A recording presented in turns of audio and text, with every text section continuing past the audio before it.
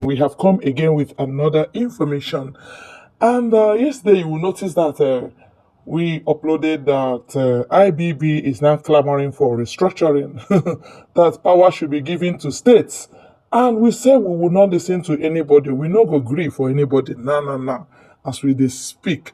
Now, our Prime Minister to tweet or send something on X. He said, this is another clip from 2021 debate between Simon Ekpa and Professor PLO Lumumba, where I went further to school him about Aburi Accord and call to revisit it or call for restructuring Nigeria, reminding him why we are no longer interested in restructuring. Sure, you have to listen to that debate now, because if you don't know where we are right now, you will always misquote us. All right?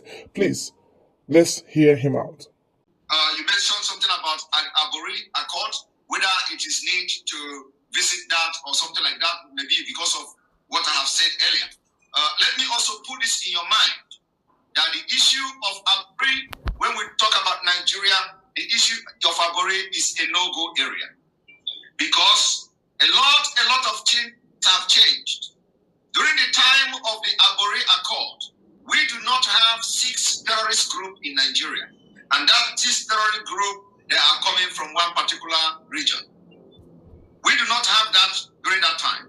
So there are so many compelling factors that will make us not to talk about Aburi Accord. Aburi Accord or anything restructuring is out of question.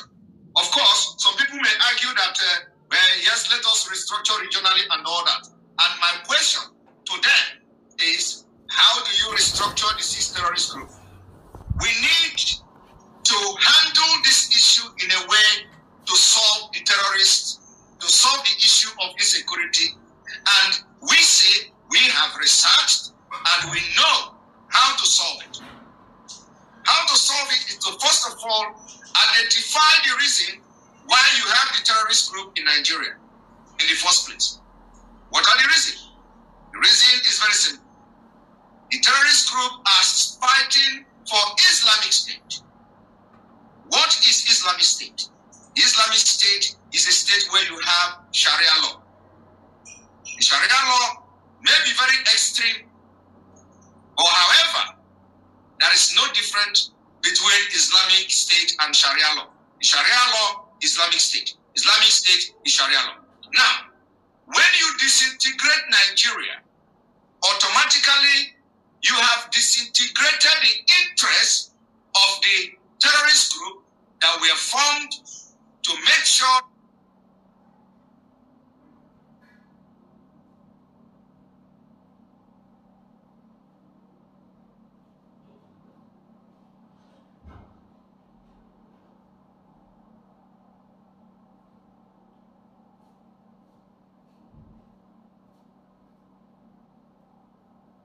that they turn Nigeria into Islamic State.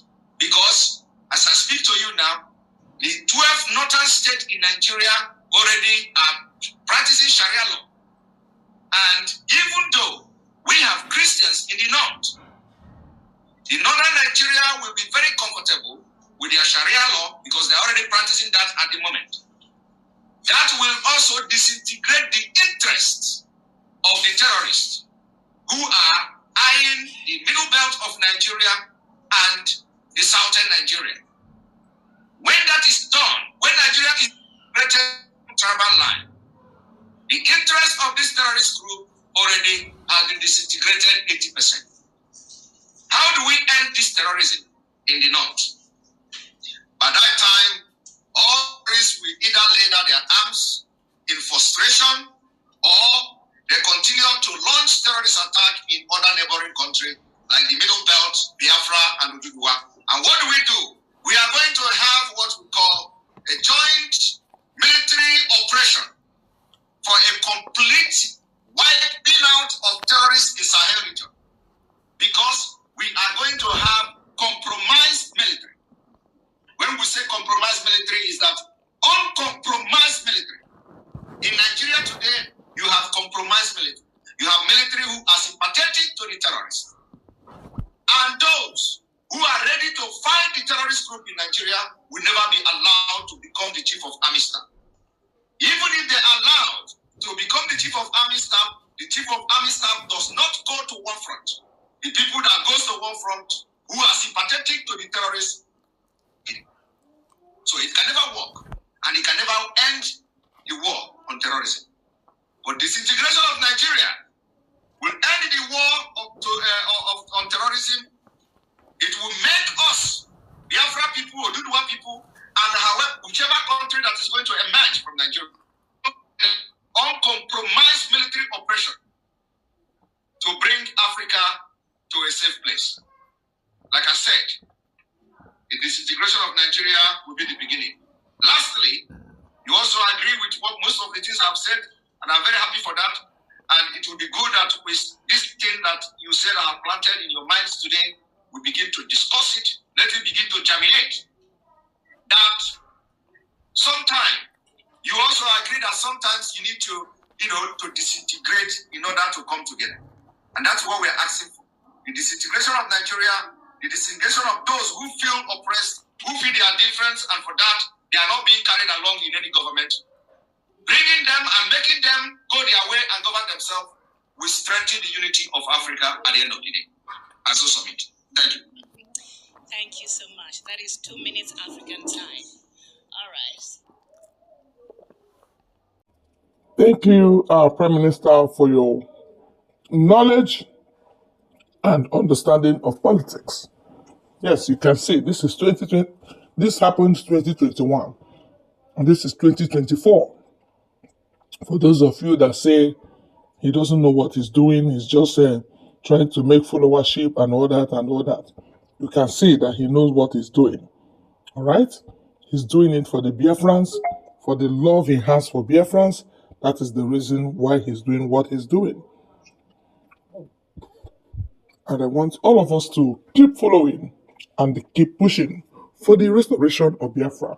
There is nothing again like restructuring. No, not in the list. Not in the list. Never. So, we've voted for referendum and they're not giving it to us. We have resolved to go for self-referendum. And that is a welcomed idea by Biafrans. And of course, power belongs to the people. We must do that which we have decided to do. Thank you, and God bless you all.